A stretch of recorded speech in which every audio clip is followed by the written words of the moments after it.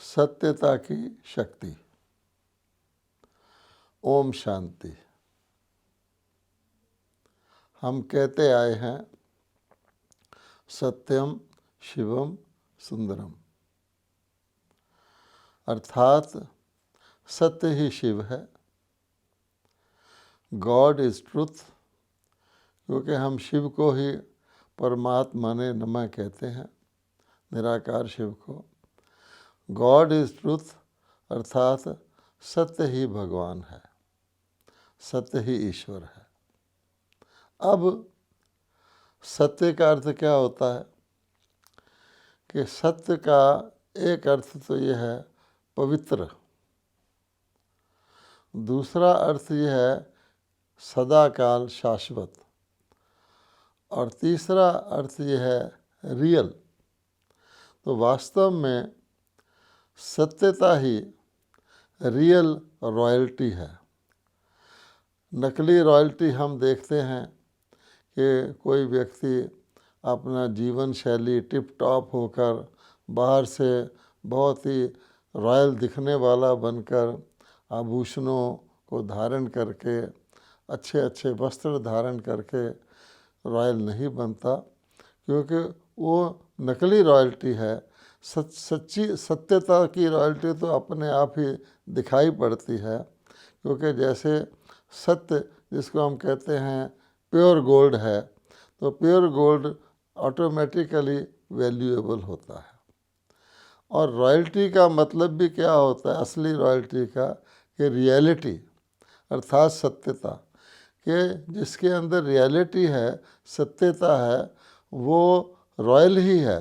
उस व्यक्ति का सब कुछ आपको रॉयल दिखाई देगा, अनुभव होगा, और वो व्यक्ति भी सत्यता की रॉयल्टी की अनुभूति करेगा। उसी प्रकार जैसे कोई व्यक्ति प्योर गोल्ड के, प्योर डायमंड के आभूषण पहन ले, और कोई व्यक्ति उससे भी ज़्यादा चमकदार लेकिन नकली गहने पहने हुए हो, कोई भी चीज़ आपकी जो असली है वो आपकी रियल रॉयल्टी है, और जो नकली है, बनावटी है, आपको अंदर से पता है कि वो बनावटी है, उससे आपको कुछ भी रियल की फीलिंग आने वाली नहीं है। अब सत्यता का अर्थ ही क्या होता है कि ज़रा भी बनावट व मिलावट ना हो। अगर थोड़ी सी भी मिलावट हो गई तो पूर्ण सत्य नहीं कहलाएगा। और साधारण भाषा में अगर हम कहें तो सत्य का अर्थ है सच्चाई। अब आप देखेंगे कि साधारण भाषा में इसका अर्थ है सच्चाई, और झूठ का अर्थ क्या है कि अंदर बाहर फर्क, अंदर एक बाहर दूसरा। तो जब कोई व्यक्ति अंदर एक और बाहर दूसरा रखता है तो उसको पूर्ण सत्य नहीं कह सकते, उसको स्वयं भी अपने झूठेपन की महसूसता होती है, और दूसरों को भी उसी हूबहू सच्चा है इसके ऊपर उनको संशय होना शुरू हो जाता है। अब आज की दुनिया में ये जानना अति आवश्यक है कि सच्चाई से प्राप्ति क्या है, क्योंकि आज की दुनिया में तो बाहरी रूप से देखने से ऐसा लगता है कि झूठ से प्राप्ति है, और झूठ में आसानी है, और सत्य बहुत कठिन है, और सत्य से तो कुछ प्राप्त हो ही नहीं सकता। तो वास्तव में सच्चाई की प्राप्ति का एक अनुभव करने का विषय है कि जो सच्ची आत्मा होती है वो सदा खुशी में नाचती रहती है। अगर हम कहते हैं कि जीवन का लक्ष्य हैप्पीनेस है, खुशी है, आनंदित होना है, तो सच्चा व्यक्ति ही उस सच्ची खुशी को प्राप्त कर सकता है। तो सच्ची आत्माएं हमेशा खुशी में नाचती रहती हैं। इसीलिए कहा गया है सच तो बिठो नच, कि जो सच्चा होगा वो नाचता रहेगा। और फिर और बात यह है कि दिन प्रतिदिन लगातार उसकी खुशी और बढ़ती रहेगी, क्योंकि वो सत्य को जब व्यवहार में लाएगा, उसका जीवन में प्रयोग करेगा तो उसकी खुशी और भी बढ़ती रहेगी। फिर आप ये देखेंगे कि वह व्यक्ति चित्त से भी और नैन चैन से भी सदा हर्षित रहेगा। उसका चित्त तो प्रसन्न होगा ही, लेकिन नैन चैन में भी उसके आपको खुशी की झलक दिखाई देगी। आंखें भी मुस्कुरा रही होंगी, सारा चेहरा जैसे खुशी से भरपूर होगा।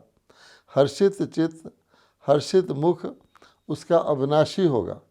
ये भी बात है कि वो लगातार, क्योंकि सच्चा है, तो हर समय हर परिस्थिति में उसका ये चेहरा और उसका जो चलन है, हाव भाव है, उसका वो अविनाशी खुशी को प्रकट करेगा।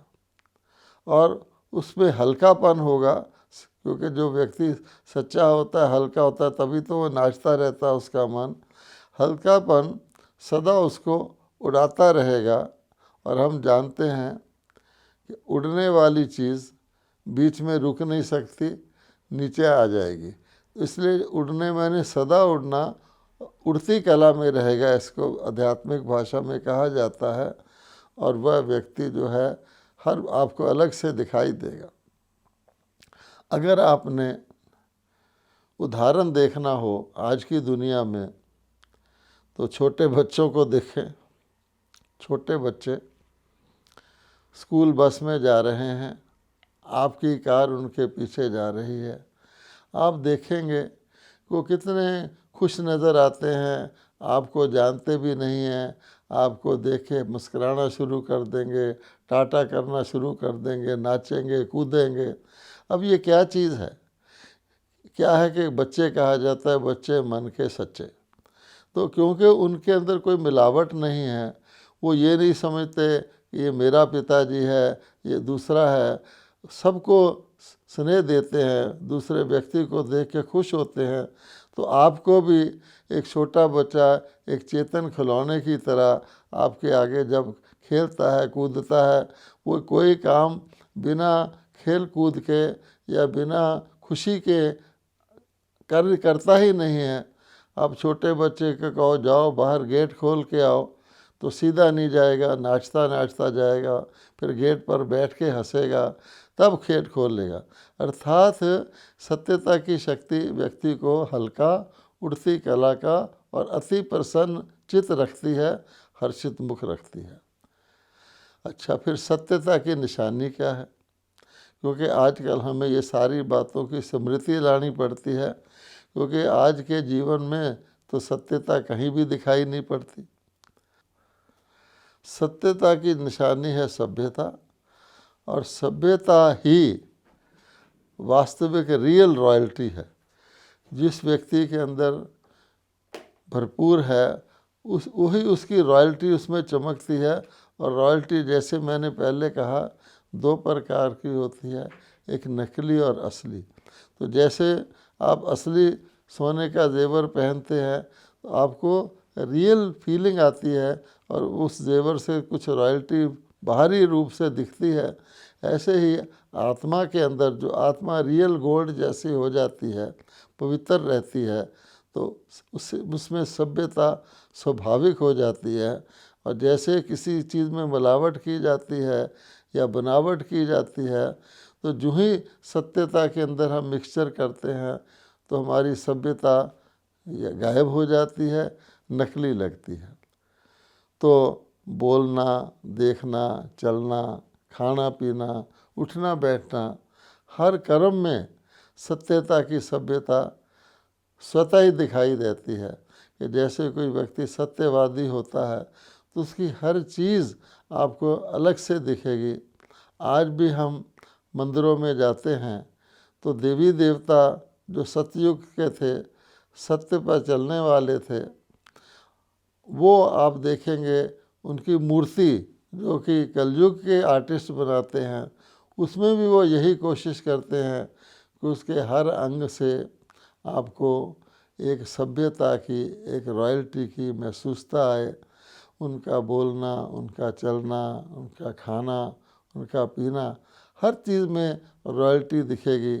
जैसे आज भी कोई रॉयल फैमिली का व्यक्ति होता है, उसके आगे आप भोजन रखते हैं तो उसका भोजन की मात्रा को सेवन करने का, भोजन को करने की विधि, भोजन को स्वीकार करने की गति बिल्कुल अलग तरह की होती है। बोलता भी वो कैसे है।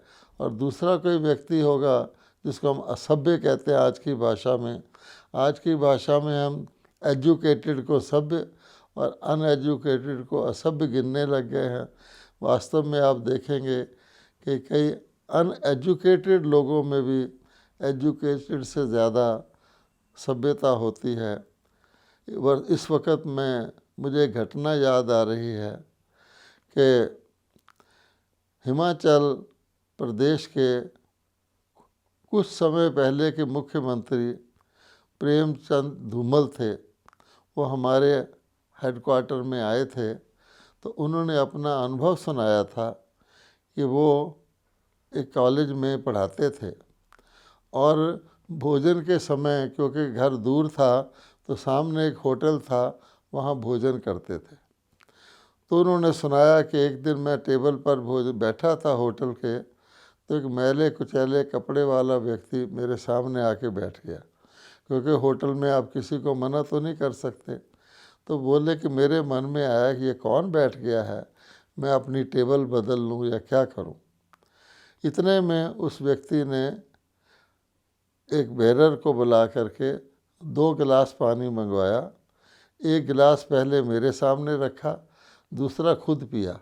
तो कहते कि मैंने सोचा कि मैं तो इसको असभ्य व्यक्ति गिन रहा था, इसके मैले कुचैले कपड़े देखकर इसमें तो बड़ी सभ्यता है, इसने पहले मुझे पानी का गिलास ऑफर किया। तो कहने का भाव है उनकी उसके लिए सम्मान और मनोवृत्ति चेंज हो गई। तो वास्तव में सत्यता वाला व्यक्ति सभ्यता, उसकी सभ्यता प्रकट होती ही रहती है और सत्यता वाला ही सत्यता को सिद्ध कर सकता है। अगर हम असभ्य हैं तो सत्यता को सिद्ध कर ही नहीं सकते। कई बार हम देखते हैं, जब मैं ऑफिसर था तो यूनियन के लीडर्स आते थे अपनी कोई डिमांड लेकर के, तो उनकी डिमांड तो ठीक होती थी, वह अच्छी होती थी, लेकिन उनके बोलने का ढंग ऐसा होता था असभ्य कि व्यक्ति उनका काम करना भी चाहे तो मन में आता कि ऐसे व्यक्ति का काम नहीं करना, क्योंकि है वो सत्य, लेकिन सत्य को वो सिद्ध नहीं कर सकते अपने असभ्य व्यवहार से, जिसको कहा जाता है कि विधि उनकी गलत थी। तो सभ्यता वाला ही सत्यता को सिद्ध कर सकता है। सत्यता की शक्ति सबसे महान शक्ति है, क्योंकि सत्य स्वयं सिद्धा होता है, सत्य को सिद्ध नहीं करना पड़ता। सत्य को सिद्ध करने की आवश्यकता भी नहीं है, क्योंकि सत्यवादी व्यक्ति सिद्धि स्वरूप हो जाता है। जो कुछ वो करता है उसमें उसको सिद्धि रहती है। इसलिए कई लोग सिद्ध पुरुष जिसको वो कहते हैं, वो कोई वचन भी बोलता है तो उसके लिए कहते हैं सत्य वचन महाराज। आमतौर पे आप देखेंगे कि कई व्यक्ति सिद्ध करने की कोशिश करते हैं लेकिन सिद्ध कर नहीं पाते, इसलिए ऐसे लगता है कि अपने सत्य को सिद्ध करने के लिए ज़िद कर रहे हैं। तो जो सत्य को सिद्ध करने की ज़िद करता है उसका असली भाव यही होता है कि उनमें सत्यता नहीं है, इसलिए सत्यता की सभ्यता नहीं है, वरना सत्य अपने आप को स्वतः ही सिद्ध करता जाता है। अब हम जानते हैं, कहा गया है कि शिव के भंडारे भरपूर, काल कंटक सब दूर। शिव को भोला भंडारी भी कहा जाता है। तो शिव यानी परमात्मा ने नमः, गॉड इज़ ट्रुथ कहा जाता है। सत्य की तुलना तो भगवान से की जाती है। ये नहीं, ये तो कहते हैं कि भगवान सत्य है, लेकिन सत्य एक इतना सर्वश्रेष्ठ मूल्य और शक्ति है कि लोग सत्य ही भगवान कहने लग गए हैं, यानी सत्य और भगवान में कोई फ़र्क ही नहीं समझते हैं। इसलिए जो व्यक्ति निरंतर सत्य परमात्मा की याद में रहता है, जो सच्चा है, वही सदा हर प्रकार के से भरपूर रहता है और उसके कोई भी उसके रास्ते में बाधा नहीं आती, उसके काल कंटक सब दूर हो जाते हैं। अगर किसी व्यक्ति को किसी बात की कमी महसूस होती है, जिसको हम खोट कहते हैं, खोट के दो अर्थ होते हैं। खोट मैंने मिलावट भी होता है, इस सोने में खोट है जैसे हम कहते हैं, और खोट मैंने कमी भी होती है कि मुझे 10,000 रुपया चाहिए लेकिन 2,000 की खोट है। तो भगवान कहते हैं अगर किसी बात में, किसी व्यक्ति में किसी प्रकार की खोट है तो अवश्य कोई खोट अर्थात अशुद्धि उसके अंदर, उस आत्मा के अंदर मिक्स है। ये एक बहुत गहरी बात है। देवी देवता सत्यवादी थे, सत्य पर चलते थे, उनके राज्य में खोट का तो नाम ही निशान नहीं था। वो सदा भरपूर रहते थे, कभी वो टैक्स वगैरह नहीं लगाते थे। आज भी उनकी मूर्तियों के आगे मंदिरों में गरीब से गरीब व्यक्ति भी अपनी श्रद्धा अनुसार कुछ ना कुछ रख जाता है। अर्थात जो व्यक्ति सच्चा होता है वो हर प्रकार से भरपूर रहता है, लेकिन जिसके अंदर कोई खोट होती है उसको हर चीज़ में कुछ ना कुछ कमी रह जाती है। अशुद्धि का सूक्ष्म कारण है कि परमात्मा की बजाय खोट का शुद्ध सूक्ष्म कारण है कि हम परमात्मा की बजाय मेरापन, मेरेपन की खोट यानी अपने अंदर ले आते हैं। हम जानते हैं, वैसे हम कहते हैं सब कुछ परमात्मा का दिया हुआ है, लेकिन हम कह तो देते हैं लेकिन परमात्मा का दिया हुआ मानकर चलते नहीं हैं। उसके अंदर थोड़ी खोट रहती है। कोई अच्छी चीज़ हो जाए तो हम कहते हैं मैंने की, और कुछ गलत हो जाए तो कहते हैं भगवान तूने ये क्यों किया। जिसको साधारण भाषा में कहते हैं ना कि तेरा माल तो मेरा माल और मेरा तो मेरा ही है। ऐसे करने वाली जो व्यक्ति है वो अशुद्धि के कारण से उनको किसी न किसी प्रकार की खोट रहती ही है, अर्थात वो कभी तृप्त नहीं होते। सत्यता का दूसरा अर्थ है संपूर्ण पवित्रता। इसको धारण करने के लिए ही पुरुषार्थ या तपस्या करनी होती है, क्योंकि खोट को निकालने के लिए जैसे सोने को गर्म किया जाता है, इसी प्रकार से मनुष्य आत्मा को परमात्मा के, सच्चे परमात्मा के साथ, जिसको कहा गया है योग लगाना या कनेक्शन जोड़ना। गीता में कहा है कि स्वयं को आत्मा समझकर परमात्मा को याद करो तो तुम्हारे सब पाप भस्म हो जाएंगे। तो इसलिए उसी को तपस्या भी कहा गया है अथवा ज्वालामुखी योग कहा गया है, क्योंकि साधारण योग से बहुत बड़ी बड़ी मिलावट ख़त्म नहीं होती। हम जानते हैं हर चीज़ का मेल्टिंग पॉइंट होता है, तो बहुत बड़े बड़े झूठ और असत्यता के लिए ज्वालामुखी योग अर्थात एकाग्र होकर के मन को भगवान से लगाना होता है।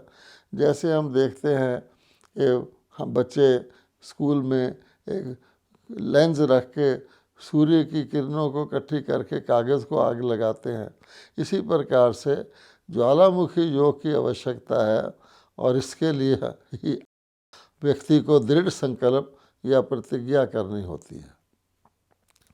अब मिलावट जो है, मेरे अथवा मैंपन की मिलावट, वो किस प्रकार से होती है, ये भी एक सूक्ष्म बात है।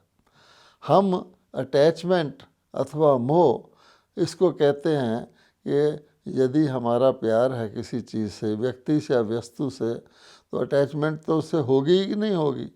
लेकिन वास्तव में रियल और रॉयल प्यार जो है, सच्चा प्यार है, उसमें जितना भी व्यक्ति प्यारा होता है उतना ही वो न्यारा भी होता है। उदाहरण के तौर पर परमात्मा को सभी प्यार करते हैं, लेकिन परमात्मा जितना प्यारा है उतना ही न्यारा भी है। कि इसलिए ना स्वयं एक्स्ट्रा अटैचमेंट में आएगा वो, ना दूसरा उसकी अटैचमेंट में आएगा। कई बारी हम ऐसा कर्तव्य करते हैं जो दूसरे हमारे में फंस जाएं, वो अटैचमेंट में आ जाए। अर्थात सच्चा प्यार जो है, सच्चा संबंध जो है, उसमें व्यक्ति अति प्यारा भी होगा और उतना ही न्यारा भी होगा। मेरेपन की मिलावट ना होने वाली अर्थात सत्यता वाली आत्मा में, अब दूसरी बात बता रहे हैं। पहले तो अटैचमेंट की बताइए, जिसको हम मोह कहते हैं। भगवान ने मोह को विकार कहा है, बंधन कहा है। गीता के लास्ट शब्द हैं, मैं नष्टो मोहा हो गया हूँ।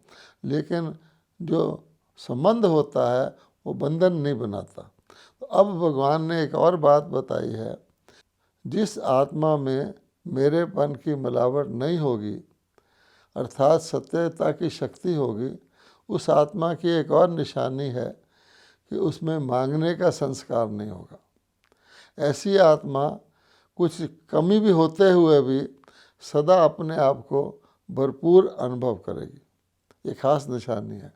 जैसे कुमारी कन्या होती है, उसमें स्वमान होता है, स्वाभिमान होता है, वो किसी के आगे झुकती नहीं है, किसी से मांगने की इच्छा नहीं रहती। छोटा बच्चा भी जो है वो नेचुरली भरपूर रहता है, वो किसी से कुछ मांगता नहीं है। जबकि मैंपन वाली आत्मा, उसमें आप देखेंगे हर बात में कुछ ना कुछ उसकी इच्छा, चाहना, मांगने की इच्छा रहेगी। चाहे वो कितना भी भरपूर होगा तो उसकी हर बात में ये होगी कि कुछ होना चाहिए, कुछ करना चाहिए, ये मिलना चाहिए, ये बदलना चाहिए। तो चाहिए शब्द उसके पास होगा, जिसको हम दूसरे शब्दों में रॉयल ढंग का मांगना कहते हैं। मुझे नाम चाहिए, मुझे मान चाहिए, शान चाहिए, प्यार चाहिए, मेरे से ये पूछना चाहिए। इस प्रकार के संस्कार होंगे। और सच्चाई वाली आत्मा कहेगी, सब कुछ पा लिया, पाना था जो पा लिया, काम क्या बाकी रहा, वो भरपूर होगी। तो ये खास निशानी है कि अगर हम प्योर पवित्रता को धारण करते हैं, सत्यता को धारण करते हैं, तो सदा भरपूर रहते हैं। प्रकृति भी हमारी दासी बनती है। और सभ्यता जो है, जैसे हम पहले कह रहे थे, वही रॉयल पर्सनैलिटी है, सच्ची पर्सनैलिटी है। आजकल मनुष्य जो हैं पर्सनैलिटी का दूसरा अर्थ ले लेते हैं। एक तो बाहरी रूप को पर्सनैलिटी समझ लेते हैं, दूसरे थोड़ा सा अभिमान करना, थोड़ा सा क्रोध करना, इसको भी आज पर्सनैलिटी में गिना जाता है। आप जानते हैं विवेकानंद जब अमेरिका में गए थे तो उन्होंने कहा था, in your country tailor makes the man, in my country character makes the man. तो इसलिए कई अपनी मिलावट को छुपाते हैं। ऊंचा बोलने पर कहेंगे कि ये मेरा नेचुरल स्वभाव है, मेरी आवाज़ ही तेज़ है। तो भगवान कहते हैं अपनी सूक्ष्म चेकिंग हमको रखनी चाहिए। आजकल जब साइंस के यंत्रों द्वारा भी हम आवाज़ का वॉल्यूम कम और तेज़ कर सकते हैं, हम जानते हैं। आप टेलीविज़न चलाते हैं या कुछ और, तो आपके हाथ में कंट्रोल होता है। पंखा भी चलाते हैं, हवा की स्पीड कम ज़्यादा कर सकते हैं, लाइट को कम ज़्यादा कर सकते हैं, आवाज़ को भी वॉल्यूम कंट्रोल कर सकते हैं। तो क्या हम धीरे बोलने, कम बोलने, मीठा बोलने की सभ्यता को नहीं अपना सकते? तो इसलिए वास्तव में ये हम अपनी कमी को छुपाते हैं। सत्य के लिए ही कहा गया है कि सत्य की नाव डोल सकती है पर डूब नहीं सकती। और झूठ के लिए कहा गया है कि झूठ की नैया एक दिन तो डूबनी ही है, 100 दिन चोर के एक दिन साध का तो आना ही है। सत्यता की महान शक्ति को अपनाने से हमारा जीवन सदा खुशियों से भरपूर रहता है और हम उड़ती कला में हल्के हो कर के सदा प्रसन्न रहते हैं, हमारा मन नाचता रहता है। इस जीवन शैली को अपनाएं। ओम शांति।